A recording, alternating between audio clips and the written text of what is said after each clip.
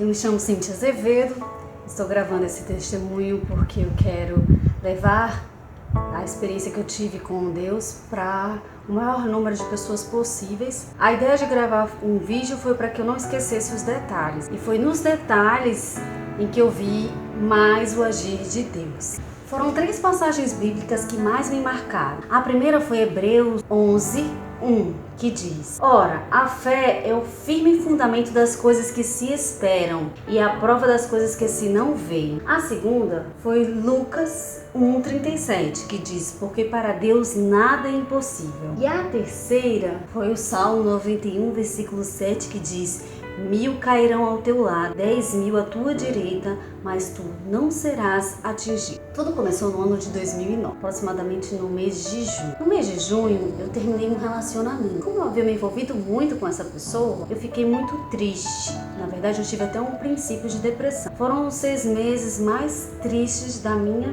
vida, até hoje. Porque meu cabelo caiu, meu organismo todo se atrapalhou, não regulava bem, eu não conseguia mais dormir bem, eu passei a ter insônia, eu passei a ter problemas no estômago.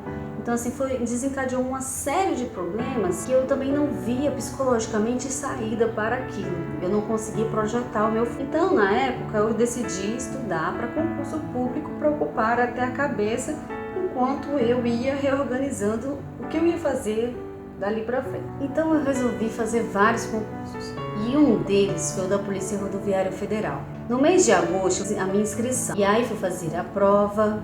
E lembro muito que eu não sentia vontade nenhuma de fazer a prova.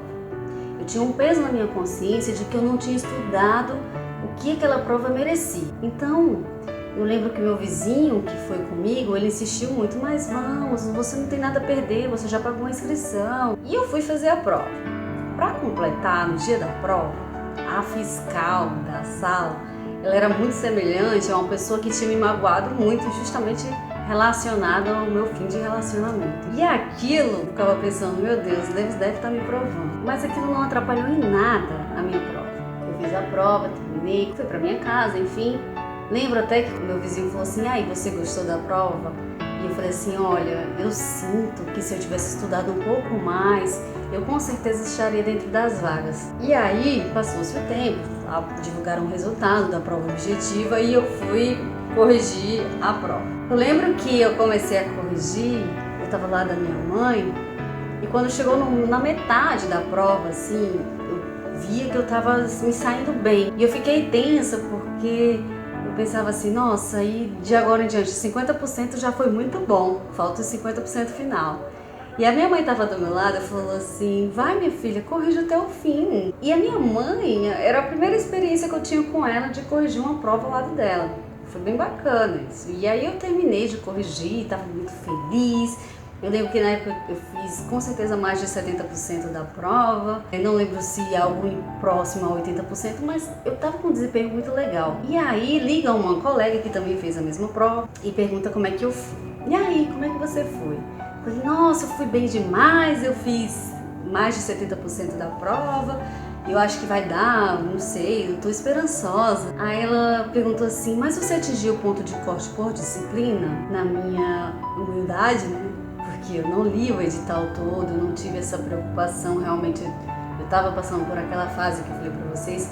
E também estava numa época que eu estava estudando para outro concurso e falei assim: olha, eu não sei, eu vou ter que verificar de novo, né? Enfim, aí desliguei o telefone, fui verificar, eu tinha ficado por uma de raciocínio lógico. Aí eu liguei para essa colega e eu falei assim: olha, eu fiquei por uma de raciocínio lógico, mas eu vou procurar um recurso para ela. Se for da vontade de Deus, vou conseguir, essa questão vai cair. Aí eu lembro que do outro lado da linha ela falou assim: não, mas é impossível, não se anula a questão de raciocínio lógico. Olha, acho muito difícil você conseguir, porque raciocínio lógico é raciocínio lógico, né? Falei assim: olha, mas se for da vontade de Deus, vai se anular uma questão de raciocínio lógico que seja. Aí tudo bem, passou. Quando foi em novembro, saiu a divulgação da prova objetiva com a correção dos recursos, né? Com a avaliação dos recursos.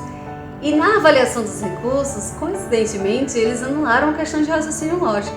E eu, que teoricamente estaria fora de tudo, estava na briga. Fiquei na 16ª posição. Aqui para o estado do Rio Grande do Norte, Foi assim, foram 4 vagas e eles iam fazendo cada etapa um número múltiplo dessas 4 vagas. Para vocês terem ideia, as pessoas que teriam, por exemplo, a redação corrigida eram 6 vezes o número de vagas. Então eu já estava dentro, era até a 24ª posição. Eu já teria minha redação corrigida. Não só isso, como também, dependendo da minha classificação na redação, eu poderia entrar para as fases da avaliação física e psicológica. Então assim, eram 4, né? Eu estava na 16ª posição. E depois que saiu o resultado da redação, eu fiquei na 13ª posição. O que isso implicaria dizer? Para ir para a fase de avaliação física e psicológica, eu precisaria estar entre os 12, que eram 3 vezes o número de vagas. Mas eu estava por uma, novamente por. E aí o concurso foi suspenso porque deu um problemão com relação a provas, de suspeita de fraude, vazou o gabarito para algumas pessoas especificamente, e eles suspenderam.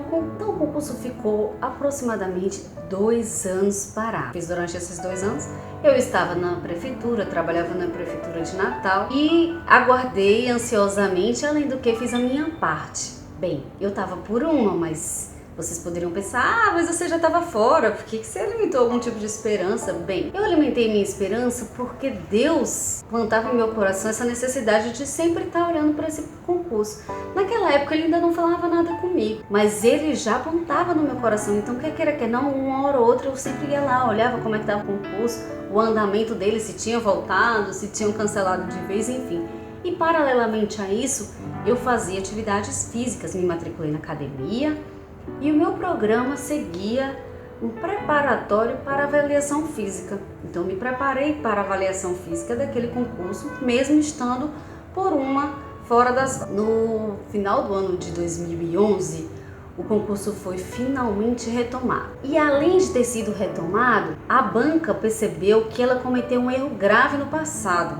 É que ela tinha anulado uma questão de raciocínio, não era só uma questão de raciocínio lógico, na verdade já tinha anulado mais de uma, mas aquela outra questão de raciocínio lógico, ela não foi computada. As pessoas que erraram a questão deveriam ganhar um ponto, já que ela teria sido anulada, mas eles não fizeram esse cômputo de um ponto. E eu, pelo visto, também errei essa questão. E eles esqueceram de computar esse um ponto. E quando eles resolveram consertar o erro que eles tinham feito no passado, eles me deram esse novo ponto. E eu que estava na 13ª posição, fora por uma, fiquei na 11ª posição. E aí, quando saiu que eu estava na 11ª posição, eu pensei, pronto, agora eu vou fazer a avaliação física e a avaliação de saúde. No dia 8 de março de 2012, saiu a convocação para a realização dos testes físico e psicológico. Bem, só poderia fazer esses testes quem tivesse classificado até 3 vezes o número de vagas, ou seja, aqui para o Rio Grande do Norte até o 12º colocado. E nesse caso, eu era a 11ª. A minha avaliação física foi sensacional, espetacular. Eu me sentia como uma campeã e eu sentia também a presença do meu anjo correndo comigo ali. Eu sentia a presença do meu anjo olhando por mim em cada teste, em cada avaliação que eu fazia. Foram 3 testes, a corrida, o salto, a impulsão e a barra. Para vocês terem uma ideia, na corrida eu estava dando uma volta na frente das demais. E no salto eu estava fazendo equivalente ao que os homens faziam. Na barra eu só não fiz o mais do que o máximo, porque quando eu fiz o máximo eu soltei e deixei para ficar a pontuação máxima.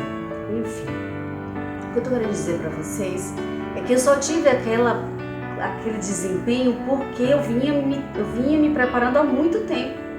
E se você pensar assim, mas ora, você descobriu no final de 2011 que você estava entre os 12, mas não foi bem assim.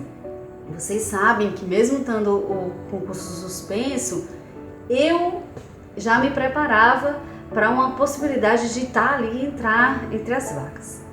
E foi o que aconteceu. Então, quando eu fui fazer esse teste, eu já estava muito preparada mesmo. Não foi uma coisa que eu vim do nada, do final de 2011, não. Foram durante aqueles 2 anos. Naquela época, Deus começou a falar comigo. Deus já falava comigo sobre esse concurso. E Deus falava assim para mim: confia em mim. Eu, muito esperançosa, sabia que estava entre os 12, mas não estava entre os 8 que seguiriam dali para frente, faria avaliação de saúde e o curso de formação. No dia seguinte a esses 2 testes, que foi numa segunda-feira, saiu o resultado dos testes, dos 2.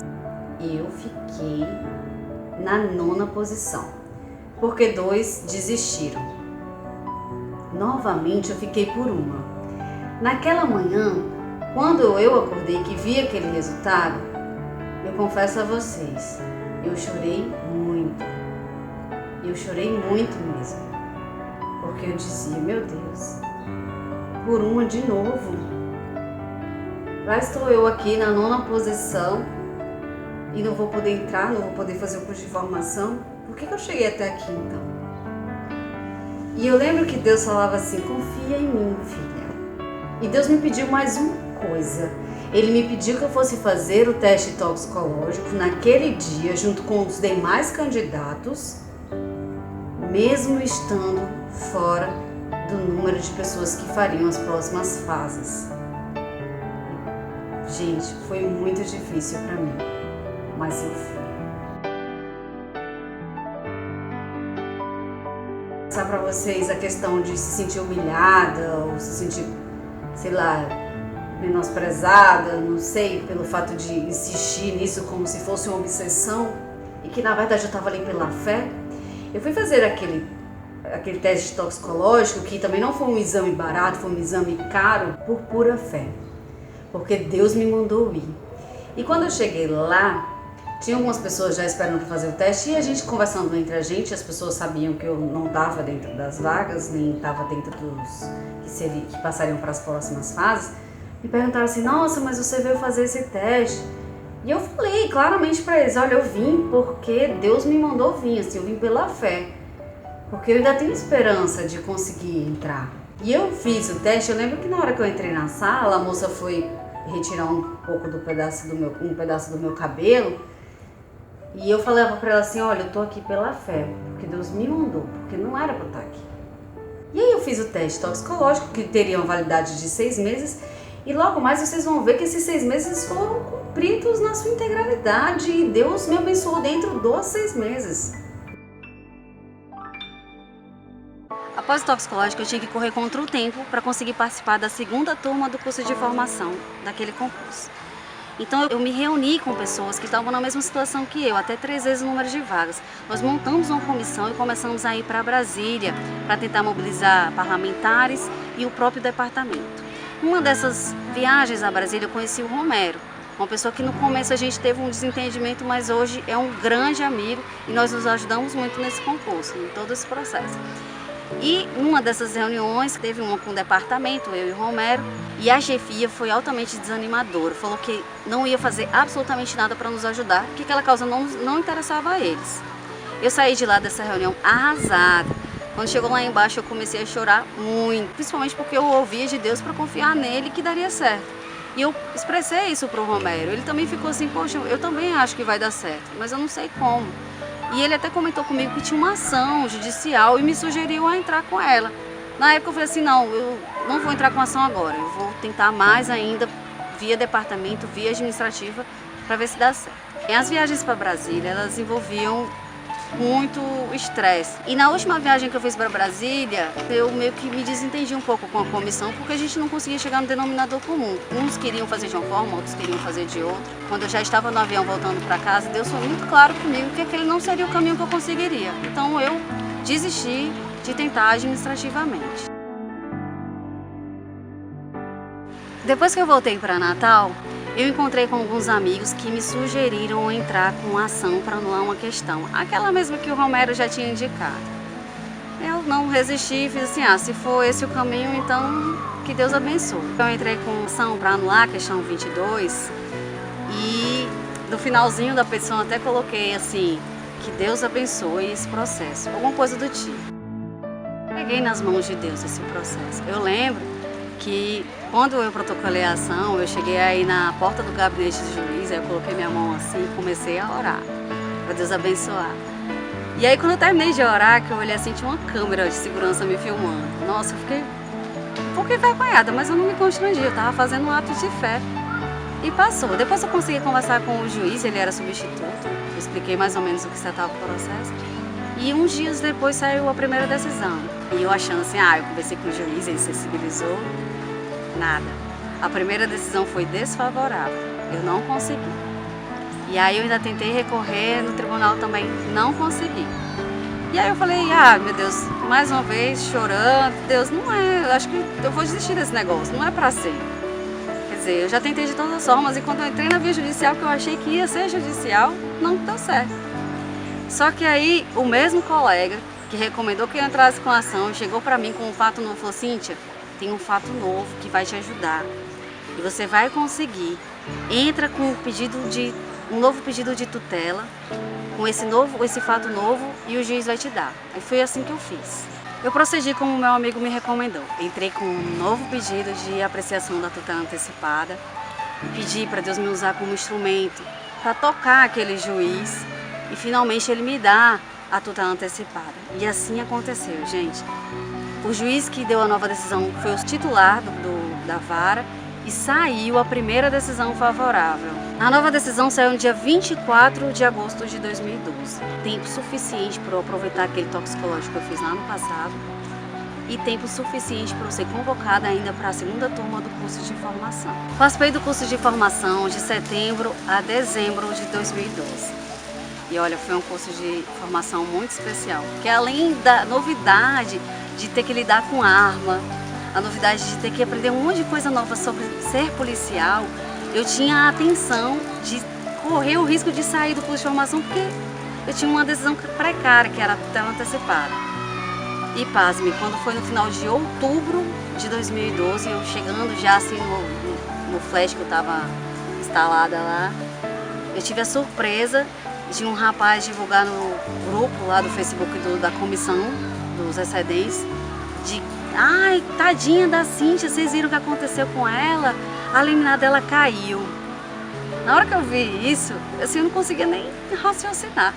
Eu comecei a chorar desesperadamente. Eu disse, meu Deus, o que eu mais temia que acontecesse, que fosse os ligamentos do curso, sei lá, a humilhação de alguém abrir a porta e dizer assim, Cíntia, vem aqui, nos acompanhe. E eu nem mais assisti a aula, já sei desligada automaticamente. Eu estava prestes a me deparar com aquilo. E aí eu comecei a chorar muito, eu não conseguia pensar em mais nada, assim, o que eu podia fazer.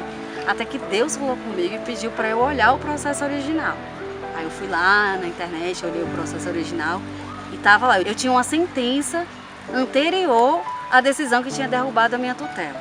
Ou seja, a decisão que tinha derrubado a tutela, e mesmo que em segundo grau, ela já tinha perdido o objeto, porque eu já tinha uma sentença confirmando essa tutela. Eu peguei as duas decisões, levei na coordenação e mostrei, tá aqui, ó. Eu tenho uma decisão que derrubou minha liminar, mas eu tenho outra que mantém ela, que é a sentença e tem muito mais força do que uma decisão de tutela antecipada. Eu levei as duas decisões na coordenação e mostrei para eles, olha, eu tenho uma decisão que derrubou minha tutela antecipada, mas eu tenho uma sentença que confirma ela, que tem muito mais força, porque eu já decidi o mérito. A coordenação aceitou esse meu argumento e com esse argumento eu consegui concluir o curso de formação. Nas últimas aulas do curso de formação, a gente teve a primeira experiência de usar o uniforme de PRF. Eu lembro quando eu botei pela primeira vez o uniforme, que a gente tinha que ir para a formatura daquele jeito.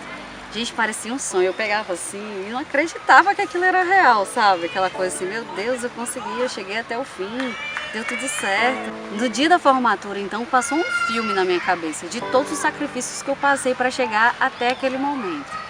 Assim, foi lindo. Eu lembro que a minha mãe me abraçava como dizia assim, minha filha, você conseguiu. Até ela ficava assim, sem acreditar que eu tinha chegado até ali. Tava tudo muito bom, tudo muito bem, voltei para Natal. Aí quando foi no dia 4 de janeiro, saiu a nomeação de todo mundo, menos a mim. Aí vocês pensam assim, não, meu Deus, não é possível. Tava tudo certo, as decisões estavam lá, eu tinha conseguido. É que o departamento resolveu entender o seguinte, como tinha uma decisão suspendendo a minha tutela, eles resolveram entender assim, é essa decisão que vai valer, não importa se tem sentença, não importa. E aí, com essa decisão, eles resolveram simplesmente não me nomear junto com os demais. O que me prejudicou muitíssimo, porque inclusive a questão previdenciária eu não entrei no sistema antigo, eu entrei no sistema do FUNPRESP. Mas isso é uma longa história. Diante desse ato de não me nomear no dia 4 de janeiro, o que eu tive que fazer? Eu protocolei uma petição no juiz de primeira instância para que a sentença fosse cumprida e, ao mesmo tempo, fui até Recife para tentar mudar o entendimento da turma, do tribunal, para poder eu continuar e conseguir ser nomeada e tomar posse. Quando eu passei por isso, eu fiquei pensando, pai, a minha apelação vai para essa mesma turma, vai para esse mesmo tribunal. Como é que eu vou conseguir? E eu estava de frente com uma desembargadora que era para ter sido relatora desde o início e que os assessores dela já tinham me adiantado de que ela era altamente conservadora e não mudaria o entendimento. Bem, eu pedi para Deus me usar mais uma vez como instrumento nas mãos dele, de forma que eu convencesse aquela desembargadora. E no dia do julgamento, Deus fez questão que eu fosse até Recife para acompanhar o milagre acontecer diante dos meus olhos. Na hora do julgamento, a desembargadora já começou dizendo: eu tinha realmente um entendimento contrário à possibilidade de judiciário intervir em mérito administrativo e, consequentemente, anular a questão. Mas eu mudei o meu entendimento e hoje eu vou seguir algumas decisões que já existem nessa casa para admitir a anulação da questão. O voto do segundo desembargador foi contrário, ele manteve o entendimento da turma de que não era possível alterar questão de concurso público, anular essa questão. E quando foi na vez do terceiro, eu ficava me perguntando assim, meu Deus, mas o senhor mandou eu vir até aqui, cadê o meu milagre? Tá 1 a 1, agora que vai ser a decisão. E eu ouvia Deus me dizer assim, aguenta, Cíntia, vai ser agora, você não viu nem o terceiro ainda. E quando o terceiro começou a dar o voto, ele começou assim, não, realmente essa turma sempre teve entendimento contrário a essa questão de judiciário intervir em mérito administrativo e tal. E ele foi dando o voto, parecia assim que pronto, eu perdi. Meu Deus, eu perdi. E quando foi no finalzinho do voto, ele falou assim, não, mas eu hoje decido seguir a relatora. E sim, essa questão deve ser anulada. E nesse momento, eu estou diante de mais um milagre nesse processo, nessa história. Chegou então a fase do recurso especial e no STJ. Quando o meu processo foi distribuído no recurso especial, ele caiu exatamente numa turma que tinha dado uma recente decisão contrária à minha causa. Bem, fiquei mais uma vez preocupada. Meu Deus, mais uma vez, difícil, uma turma difícil. E pasme, a decisão no recurso especial saiu muito melhor do que eu esperava. Inclusive, muito melhor do que todas as decisões que já existiam no meu processo. É que eu, quando pude me manifestar no processo, pedi uma coisa e a decisão veio com muito mais fundamentação. Não satisfeita, a União recorreu até o STF. Mas aí esse recurso extraordinário no meu processo, ele foi suspenso inicialmente, porque já havia um processo no STF tratando de anulação de questão.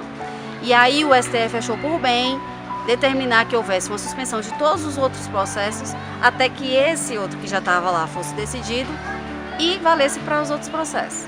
É o que eles chamam de repercussão geral. E aí, mais uma vez, eu pedi para Deus me usar como instrumento nas mãos dele e escrevi uma carta de próprio punho para o ministro Gilmar Mendes, que era o responsável por aquele outro processo que já estava tramitando no STF. Só que, apesar de ter escrito a carta e a carta ter chegado nas mãos dele, ele não se sensibilizou. É que em abril de 2015, o ministro Gilmar Mendes resolveu levar o processo até a turma e decidir sobre o caso. No relatório dele foi altamente confuso, gente. Na hora que ele começou a expor no plenário e que começaram a debater sobre esse processo, o pessoal que estava acompanhando começou a mandar mensagens para mim. E nesse dia eu estava numa reunião com todas as chefias, com o meu chefe de delegacia, com o superintendente, NPF. Estávamos fazendo uma reunião com o efetivo lá da minha delegacia. E eu saí da sala desesperada, assim, com o celular, assim, meu Deus, o pessoal colocando assim, perdemos tudo, e agora o que será de nós e tal. E eu só fazia chorar, eu disse, pronto, amanhã vou ser exonerada, tudo que eu conquistei até hoje, assim, né, com o meu salário e tudo, eu vou ter que me desfazer. Enfim, bateu aquele desespero e eu comecei a chorar. Só que nesse meio tempo, os chefes iam saindo da sala, sei lá, para atender telefone, alguma coisa assim, e viram a minha situação, chorando. Inclusive, o próprio superintendente se aproximou de mim e falou assim, nossa, você quer o telefone do advogado do sindicato? Eu posso te passar. Ele só queria me ajudar.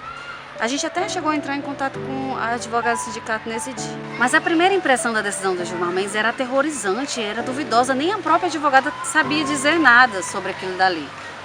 E depois de alguns dias a gente estudando, foi possível extrair que sim, era possível aplicar o nosso caso. E então, eu voltei a entrar em contato com os advogados do sindicato, só que nesse momento eu tive uma notícia triste, porque o advogado do sindicato disse que estudou o caso e que era uma causa impossível, que eu, assim, praticamente, muito dificilmente conseguiria. E que por ele ter que trabalhar muito mais dedicado a esse caso, ele iria ter que me cobrar uns 18 mil reais. Nossa, aquele dinheiro ali era algo que eu não tinha na hora. E mesmo que parcelasse, iriam ser parcelas muito altas. Mas não só isso, o que me impactou mais não foi nem o valor, porque para me manter no cargo eu seria capaz de pagar até muito mais. Mas o fato de ter me dito que aquilo ali era impossível. Uma pessoa que diz que algo é impossível, ela não vai, por mais que ela cobre uma fortuna, ela não vai se dedicar para aquilo ali, porque nem ela mesma acredita. Só que para Deus nada é impossível, nada. E aí Deus falou comigo, eu procurei um advogado que era um professor antigo da faculdade. E esse advogado teve um posicionamento totalmente diferente. Não, dá sim pra gente ganhar. Me tranquilizou e além de ter me tranquilizado, ele cobrou só 5 mil reais, muito aquém do que o outro advogado tinha cobrado. Quer dizer, o impossível era 18 mil e o possível era 5. É porque para Deus é desse jeito que ele age, sabe? Inclusive, quando o meu advogado falou isso, estava bem próximo de umas férias que eu e minha mãe tínhamos programado desde o ano anterior. Já estávamos com passagem comprada, hospedagem garantida, estava tudo certo, que era para o Rio de Janeiro. E aí meu advogado falou assim, ó, Cíntia, vai, viaja, fica tranquila que eu vou cuidar de tudo para você aqui, não precisa se preocupar. E eu procedi como o meu advogado falou. A minha viagem para o Rio de Janeiro foi uma viagem inesquecível. Tanto pelo fato de conhecer uma cidade maravilhosa, linda, enfim, seus pontos turísticos, mas porque Deus preparou cada segundo daquela viagem. Gente, Deus preparava o tempo. Quando o dia amanhecia chovendo e eu pensava assim, hoje eu não vou conseguir sair, a gente não vai conseguir fazer nada, Deus parava a chuva. E a gente saía, ia visitar o Cristo. E nos dias em que eu mais sentia aquela dor no coração, porque eu sabia que estava prestes a sair a qualquer momento uma decisão sobre o meu processo, na questão da adequação à repercussão geral. Então, todo dia eu acordava com aquela tensãozinha, sabe? E aquela vontade de olhar o processo e ao mesmo tempo eu confiava no meu advogado que Deus colocou na minha vida. E aí, as férias foram perfeitas, não tem o que dizer. E aquelas férias, na verdade, acho que veio assim como um calmante diante daquele turbilhão que eu estava vendo, aquela fasezinha final do meu processo. E naquela viagem foi quando Deus mais falou comigo para eu confiar nele. Confiar porque eu estava longe, porque eu não podia fazer nada.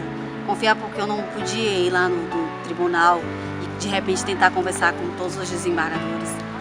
Confiar porque tinha um advogado cuidando e eu estava distante, eu tinha que esquecer aquilo. Tem mais um detalhe. Naquela viagem eu estava com a minha mãe e ela foi fundamental durante todo esse processo. De volta das férias, estávamos bem próximos do desfecho final do meu processo. É que o relator da minha turma iria decidir se meu processo se adequava ou não à decisão do Gilmar Mendes. E caso não se adequasse, eu simplesmente perderia tudo. No dia 20 de julho de 2015, a minha irmã começou a divulgar pra gente que ela estava prestes a ter neném. E aí a gente teve que viajar às pressas para Teresina. Eu cheguei na manhãzinha do dia 21, ela já tinha ganhado neném. E eu fui direto para a maternidade e fiquei lá babando com o nascimento da minha linda e amada sobrinha. E passei a manhã todinha, estava cansada. E quando foi à tarde, o pessoal me rendeu e eu fui liberada para ir para casa para descansar. Afinal de contas, eu tinha passado a madrugada inteira viajando de ônibus, mas a manhã inteira cuidando da minha sobrinha e da minha irmã. E à tarde eu estava só o carro. Quando eu cheguei na casa da minha irmã, meu advogado me liga. E aí ele começa com suspense. Olha, hoje foi o dia do seu julgamento. Teve a decisão do seu processo, você quer saber como foi? E eu já desesperada, pelo amor de Deus, me conta lá logo, não fica rodeando, não fica alongando o meu sofrimento, acaba logo com o meu sofrimento, me diz logo como foi. Aí depois de muito enrolar, ele falou assim, olha, nós conseguimos, nós vencemos. E aí nessa hora, eu juro, eu caí de joelho no chão, foi a reação imediata que eu tive, a única coisa que eu conseguia fazer. E eu só conseguia falar para ele assim, glória a Deus, glória a Deus, glória a Deus. Muito obrigada pelo que você fez por mim, você não sabe a notícia que você está me dando, estou muito feliz e tal. E daquele momento em diante eu só conseguia chorar e comecei a ligar para os outros e chorando, dizendo eu consegui, eu ganhei, eu venci, deu certo, acabou, meu sofrimento. E todo mundo comemorando comigo, e eu escutava as pessoas do outro lado da linha chorando também, porque todo mundo sabia tudo que eu tinha passado, as pessoas que acompanharam de perto então estavam vibrando também. E gente, o dia 21 de julho de 2015 foi um dos dias mais especiais da minha vida, porque no mesmo dia que nasceu a minha sobrinha, a minha pequenininha, a minha preciosa, foi o dia em que saiu a decisão final do meu processo. Fui duplamente feliz naquele dia. Depois de muita euforia, de muito chorar, eu fui dormir, graças a Deus, e descansar e comemorar a minha vitória.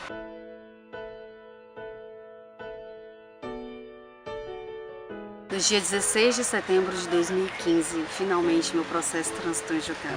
E não houve mais recurso nenhum nele. E ficou sacramentado a promessa de Deus na minha vida. E hoje eu estou gravando esse testemunho para levar a outras pessoas a experiência que eu tive com Deus, de milagres acontecendo na minha vida, de fatos que pessoas me disseram abertamente de que eram impossíveis de eu conseguir, de várias pessoas mandando eu estudar e desistir daquilo tudo, sabe? E eu, não, isso aqui é promessa de Deus, Deus me pediu para confiar nele. E eu cheguei até o fim e consegui, e hoje eu estou policial rodoviário federal, sou com muito amor, com muito orgulho, e creio que isso foi um presente de Deus para minha vida. Amém?